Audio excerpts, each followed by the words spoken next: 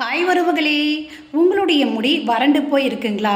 பார்க்குறதுக்கு ஷைனிங்காக இருக்கணும்னு ஆசைப்பட்றீங்களா? கவலையே விடுங்க. நான் சொல்கிற அந்த சின்ன டிப்ஸை மட்டும் நீங்கள் ஃபாலோ பண்ணி பாருங்களேன். அதாவது ஒரு கைப்பிடி கறிவேப்பிலை எடுத்துக்கோங்க. 2 டீஸ்பூன் சோயா பீன்ஸை நைட்டே ஊற வச்சுருங்க. அடுத்த நாள் காலையில் அந்த ஊற வச்ச சோயா பீன்ஸு கூட கருவேப்பிலையும் போட்டு நல்லா கொஞ்சம் கெட்டியாக, நிறைய தண்ணி ஊற்றாமல் கெட்டியாக அரைச்சி எடுத்துக்கோங்க. அதாவது 1 டீஸ்பூன் 2 டீஸ்பூன் தண்ணி ஊற்றி அரைங்க. அது கூட 1 டீஸ்பூன் தேங்காய் எண்ணெய் சேர்த்துக்கோங்க. இது எல்லாத்தையும் நல்லா கலந்து உங்கள் ஸ்கேல்ப்லேயும் முடி நுனி வரைக்கும் நல்லா அப்ளை பண்ணிக்கோங்க. ஒரு 30 நிமிஷம் கழித்து நீங்கள் வெதுவெதுப்பான தண்ணியில் ஷாம்பு போடாமல் குளிங்க.